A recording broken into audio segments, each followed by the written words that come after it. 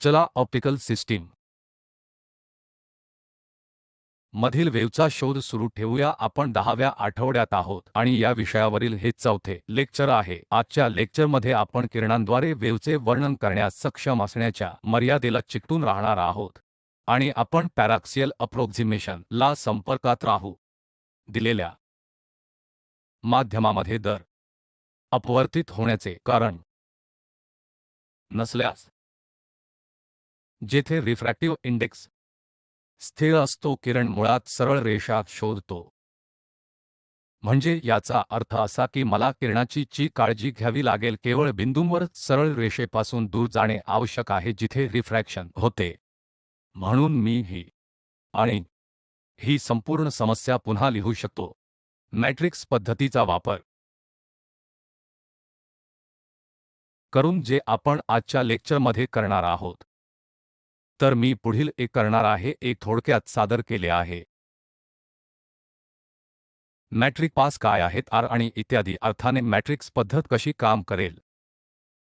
पुन्हा मॅट्रिक्स ही एक अतिशय मनोरंजक गणितीय ऑब्जेक्ट आहे. जर तुम्हाला ते काय आहे याबद्दल अधिक सखोल अनुभव घ्यायचा असेल आणि मानक रेखीय बीजगणित पाठ्यपुस्तक किंवा मानक गणितीय भौतिकशास्त्राच्या पुस्तकांमधील मॅट्रिक्सवरील प्रकरणांचा सल्ला घेणे काय चांगले आहे याची कल्पना नाही. म्हणून आजच्या लेक्चरमध्ये आपण मॅट्रिक्सचा वापर करणार आहोत आणि मी पुढे जात असताना मी तुम्हाला पुन्हा एकदा साइन कन्व्हेन्शन ची आठवण करून देतो की O ची धनात्मक बाजू अंतरासाठी अधिक असणार आहे, त्याचप्रमाणे नकारात्मक बाजू अंतरासाठी वजा होणार आहेत. आणि मी येथे कोनांसाठी कन्व्हेन्शन कोनांसाठी दर्शविले आहे. कोन त्यांच्या टँजेंट्स चे चिन्ह घेतात आणि त्याद्वारे मला ऑप्टिक भौतिकशास्त्रमधून मागे जाऊ द्या आणि फक्त ओळख द्या. मॅट्रिक्सची कल्पना म्हणून मी येथे एक अतिशय मर्यादित काम करणार आहे, कारण मॅट्रिक्स हे परिवर्तनाचे प्रतिनिधित्व करण्याचा थोडा अधिक मोहक मार्ग कसा आहे हे सांगण्याचा प्रयत्न करत आहे. पुन्हा मॅट्रिक्स इतर बऱ्याच संदर्भातही खूप उपयुक्त आहे. ही एकमेव जागा नाही जिथे ती उपयुक्त आहे, ती म्हणजे काही प्रकारच्या गोष्टी पाहण्याचा खरोखर एक सुंदर मार्ग आहे. परंतु तरीही आमच्या उद्देशाने आम्ही ते परिवर्तन म्हणून पाहतो. येथे मी तुमच्यासाठी लिहिले आहे 2 समीकरणे. जर आपण ते पाहिले तर ते 2 अज्ञातांसह 2 समीकरणे यासारखे दिसेल. म्हणून जर तुम्ही y1 आणि y2 अज्ञात मानत असाल आणि 1 1 1 2 2 1 2 आणि 2 2 या काही संख्या असतील तर ते तंतोतंत काहीही नाही, परंतु येथे मी तेच इक्वेशन मॅट्रिक्स स्वरूपात लिहिले आहे. आणि जर मी अशी नावे दिली तर मी याला कॅपिटल X हा वेक्टर x1 x2 म्हणतो आणि मला या मॅट्रिक्स कॅपिटल A आणि या वेक्टर कॅपिटल Y म्हणू दे. मग अतिशय कॉम्पॅक्ट मॅट्रिक्स नोटेशनमध्ये लिहिलेले संबंधित समीकरण असे असेल की आपल्याला असे वाटते की वेक्टर किंवा मॅट्रिक्ससह मॅट्रिक्सचा गुणाकार कसा करावा हे आम्हाला माहित आहे. तर येथे उजव्या बाजूला जे समाविष्ट आहे ते वेक्टरसह मॅट्रिक्सचे गुणाकार आहे. तर y1 y2 हा कॉलम वेक्टर आहे आणि माझ्याकडे हे मॅट्रिक्स A आहे जे 1a 1 2a 2 1a 2 2 2 आहे. आणि या मॅट्रिक्स A चे गुणाकार आणि हा वेक्टर y काहीही नाही, परंतु येथे काय आहे, मला y1 आणि y2 इतर व्हेरिएबलच्या संदर्भात देखील लिहू द्या, z1 आणि z2. आता माझ्याकडे हे इक्वेशन y1 आणि y ते z1 आणि z2 च्या संदर्भात लिहिलेले 2 संच आहेत, पण आता मला देखील लिहू द्या ते मॅट्रिक्स इक्वेशन म्हणून. त्यामुळे 2 समीकरणांचा तोच संच आता मी मॅट्रिक्स फॉर्ममध्ये लिहिला आहे. मी ते संक्षिप्त नोटेशनमध्ये लिहितो. y हे कॅपिटल B टाइम्स z आहे. आता मी येथून y ला सबस्टिट्यूट करू शकतो, म्हणून x खालील प्रकारे z शी थेट संबंधित असू शकतो. x येथे असेल म्हणून जेव्हा मी b मध्ये a लिहितो तेव्हा मला या दोन मॅट्रिक्सचा गुणाकार कसा करायचा हे माहीत असले पाहिजे. म्हणून मी इथे दोन मॅट्रिक्स कॅपिटल A आणि कॅपिटल B चे गुणाकार लिहिले आहेत. मॅट्रिक्स पद्धती वापरून किरणांवर उपचार करण्याच्या आधारावर प्रत्यक्षात या आकृतीमध्ये दाखवले आहे की मी फक्त P आणि Q मधील रे काढली आहे किंवा थोडे पुढे तिचे वर्णन केले जाऊ शकते. परिमाण x1 अल्फा 1 त्यामुळे x1 ही तुमच्या ऑप्टिकल सिस्टीम च्या ॲक्सिसच्या ॲक्सिसपासून त्या बिंदूची उंची आहे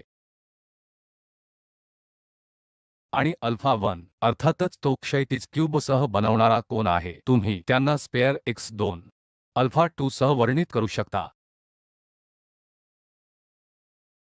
त्याच कारणासाठी सरळ रेषा फक्त दोन संख्यांनी दर्शविली जाऊ शकते, एक इंटरसेप्ट आणि इतर दुसरा उतार आहे. तर प्रत्येक वेळी जेव्हा रिफ्रॅक्शन होते तेव्हा आपण x1 अल्फाचा एक संच दुसऱ्या क्रमांकाच्या जोडीशी जोडत असलेल्या किरणांचे वर्णन करण्यासाठी आपल्याला अशा संख्यांच्या जोडीच्या नवीन संचाची आवश्यकता असते. तर जसे आपण थोड्या वेळापूर्वी मॅट्रिक्सच्या बाबतीत केले होते तसे माझ्याकडे x चा एक संच y शी संबंधित होता जो x1 x2 y1 y2 शी संबंधित होता आणि नंतर माझ्याकडे y1 y2 z1 z2 याशी संबंधित होते. त्यामुळे या प्रकरणात मी x1 आणि z चा थेट संबंध ठेवू शकतो. आपण सामान्यत किरणांमध्ये असे परिवर्तन पाहू शकता कारण फक्त दोन गोष्टी आहेत. एक म्हणजे एक ट्रान्सलेशन आहे की किरण बिंदू A वरून B पर्यंत जातो म्हणजे ते ट्रान्सलेशन आहे. अपवर्तनाचा समावेश नाही कारण आम्ही असे गृहीत धरले आहे की ते एकसंध माध्यमात आहे, परंतु तत्त्वतः तुमच्याकडे रिफ्रॅक्शन असू शकते. तसेच आम्हाला ट्रान्सलेशनचे वर्णन कसे करावे हे माहीत असणे आवश्यक आहे. आम्हाला अपवर्तनाचे वर्णन कसे करावे हे माहीत असणे आवश्यक आहे आणि हे सर्व मॅट्रिक्स भाषेचा वापर करून चांगले आणि उत्तम केले जाऊ शकते. नंतर ट्रान्सलेशनसाठी मॅट्रिक्स फॉर्म मिळविण्यासाठी आम्ही हे सर्व मॅट्रिक्सच्या चौकटीत सुरेखपणे हाताळू शकतो. मला या आकृतीचा संदर्भ घेऊ द्या आणि कॅपिटल D द्वारे हे अंतर देखील सूचित करूया. तर समजा किरण बिंदू P वरून Q बिंदूकडे जातो आणि तो प्रवास करत असलेले अंतर किंवा क्षैतिज अंतर D आहे आणि एक वर्टिकल अंतर देखील आहे जे त्याने पार केले आहे जे x2 x1 आहे. आणि सर्वसाधारणपणे आम्ही हे दोन कोन डिफरंट अल्फा 1 आणि अल्फा 2 आहेत, परंतु ते असे घेतले आहेत जर माध्यम एकसंध असेल तर आपल्याला माहित आहे की अल्फा 1 म्हणजे 2 अल्फा असणे आवश्यक आहे. म्हणून मी एकसंध माध्यम अल्फामध्ये म्हटल्याप्रमाणे आकृतीच्या भूमितीवरून आता अल्फा 2 च्या बरोबरी आहे. मी x2 साठी x1 च्या दृष्टीने समीकरण लिहू शकतो आणि जर आपण पॅराक्सियल एपॉक्सिमेशनला चिकटून राहिलो तर हे फक्त variable lambda mu 1 times lambda 1 आणि लॅम्बडा 2 हे mu 2 टाइम लॅम्बडा 2 असेल. मी एक व्हेरिएबल लॅम्बडा सादर करतो जो म्यू 1 गुणा अल्फा 1 च्या समान असेल आणि दुसरा व्हेरिएबल लॅम्बडा 2 जो mu 2 टाइम्स अल्फा 2 च्या समान असेल. आम्ही आधीच सांगितले आहे की आम्ही एकसंध माध्यमासह काम करत आहोत. अशा परिस्थितीत म्यू 1 समान mu 2 अल्फा 1 अल्फा 2 इक्वल आहे आणि म्हणून लॅम्बडा 1 लॅम्बडा 2 इक्वल असेल. आणि मी x2 साठी एक्सप्रेशन देखील लिहू दे जे x1 plus d times alpha 1 असेल. आता जर तुम्हाला या इक्वेशनची डावी बाजू x2 आणि लॅम्बडा 2 आहे जी दुसऱ्या बिंदूशी संबंधित आहे Q आणि राईट हँड साइडला प्रत्येक गोष्ट पहिल्या बिंदू P शी संबंधित आहे जी येथे x1 अल्फा 1 आणि लॅम्बडा 1 आहे. म्हणून मूलतः मी रोजी प्रथम बिंदूच्या मापदंडांच्या संदर्भातील दुसऱ्या बिंदू Q बद्दल माहिती लिहिली आहे. मी हे मॅट्रिक्स नोटेशनमध्ये लिहितो. मला येथे एक बदल देखील करू द्या. मी अल्फा 1 ला लॅम्बडा 1 बाय mu 1 असे लिहू शकतो. त्यामुळे मला हा alpha 1 lambda 1 bye mu x1 ने बदलू द्या, त्यामुळे मला x2 लॅम्बडा 2 आणि x1 लॅम्बडा 1 यांच्यातील संबंध येतो आणि तो आता मॅट्रिक्स स्वरूपात लिहिलेला आहे. तर आपण याचा विचार करू शकता. मी येथे लिहिलेल्या या मॅट्रिक्सचा ट्रान्सलेशन दर्शविणारा मॅट्रिक्स म्हणून लिहिलेला आहे. म्हणून ते x1 लॅम्बडा एक बिंदूपासून दुसऱ्या बिंदूमध्ये वर्णन केलेल्या बिंदूपासून किरणांचे ट्रान्सलेशन दर्शविते, ज्याचे वर्णन x2 लॅम्बडा 2 याच्या संदर्भात केले जाते. जर मी या मॅट्रिक्सला T1 म्हटले तर तुमच्या लक्षात येईल की T1 चा डिटर्मिनंट स्वतः एक समान आहे. येथे माझ्याकडे एक रिफ्रॅक्टिंग पृष्ठभाग आहे, जसे मी काळ्या रेषेत दाखवले आहे, आणि लाल रेषा ॲक्सिसचे प्रतिनिधित्व करते. मी त्यास P द्वारे किरणांचे रिफ्रॅक्शन होते त्या बिंदूने संबोधूया. तर मी हा भाग उघडून त्याला येथे काढतो आणि म्हणू की हा x ॲक्सिसच्या समांतर रेषेत आहे, आणि आपण म्हणूया की हा प्रसंग किरण आहे आणि हा रिफ्रॅक्ट केलेला किरण आहे. आणि आता मी या बिंदूवर सामान्य देखील काढू. तर आमचे उद्दिष्ट म्हणजे x1 लॅम्बडा 1 ते x2 लॅम्बडा चे दोन ट्रान्सलेशन, जसे की आम्ही भाषांतर केले. आम्ही ते रिफ्रॅक्शन तसेच या सर्व कोनांसह करणार आहोत. त्यामुळे P बिंदूवर आपल्याला रिफ्रॅक्शनाचा नियम Pmu1 theta 1 equal Mu2 theta 2 वापरण्याची आवश्यकता आहे. म्हणून लक्षात ठेवा की आपण एका माध्यमातून दुसऱ्या माध्यमात जात आहोत, म्हणजे हे मध्यम Mu1 असेल आणि राईट हँड साइडला त्याचे मध्यम Mu2 असेल. म्हणून मी जे केले ते म्हणजे पॅराक्सियल एप्रॉक्सिमेशन गृहीत धरणे आणि रिफ्रॅक्शनचा नियम लिहिणे. Mu1 थीटा 1 म्हणजे Mu2 थीटा 2 थीटा 1 म्हणजे फक्त हा संपूर्ण कोन इथे, जे मी आता लाल रंगात दाखवत आहे, आणि ते अल्फा 1 प्लस फाय 1 च्या इक्वल आहे. त्यामुळे ते माझे पहिले समीकरण आहे. थीटा 1 म्हणजे फाय 1 प्लस अल्फा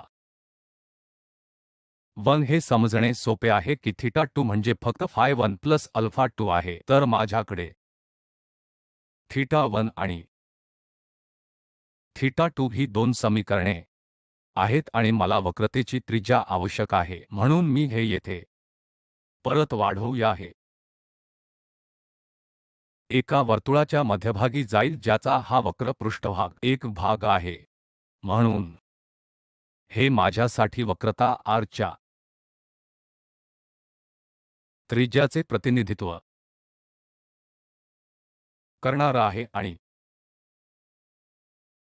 मी येथे या बिंदूवर लंब काढू आणि याला x म्हणू. जर तुम्ही पॅराक्सियल एप्रॉक्सिमेशन घेतले तर येथील हा बिंदू आणि येथील बेस पॉइंट्स यामधील अंतर इतके लहान असेल की तुम्ही या पहिल्या बिंदूपासूनचे अंतर R म्हणून पाहू शकता. अशा स्थितीत फाय 1 हे x च्या R च्या इक्वल असेल.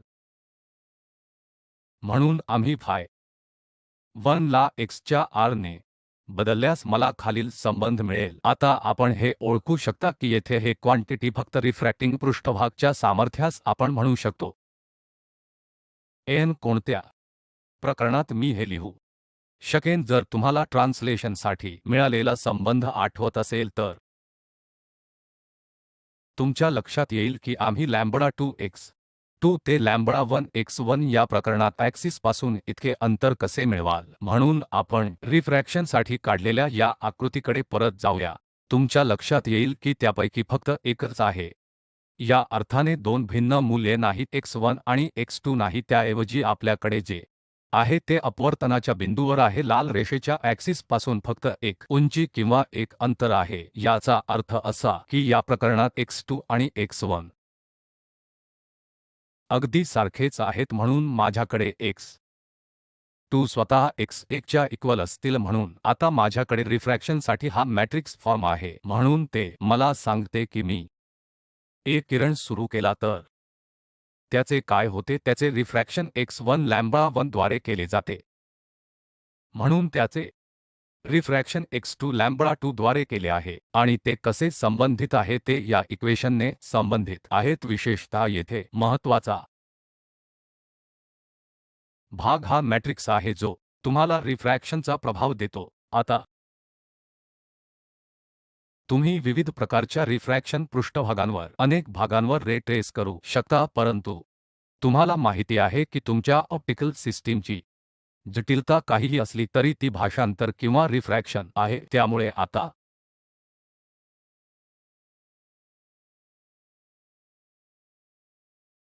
आम्ही ट्रान्सलेशनचा प्रभाव व रिफ्रॅक्शनचा प्रभाव वेगळा केला आहे. त्यामुळे मला फक्त हे पाहणे आवश्यक आहे की ते कोणत्या सिक्वेन्समध्ये ट्रान्सलेशन आणि रिफ्रॅक्शन होतात आणि फक्त योग्य मॅट्रिक्सचा गुणाकार केला पाहिजे आणि मला अंतिम परिणाम सहज मिळू शकेल. जर मी या मॅट्रिक्सला S म्हटले तर या प्रकरणात S चा डिटर्मिनंट देखील 1 आहे. म्हणून आता काही उदाहरणे देणे बाकी आहे आणि आपण पुढील मॉड्यूलमधील उदाहरणांसह पुढे जाऊ.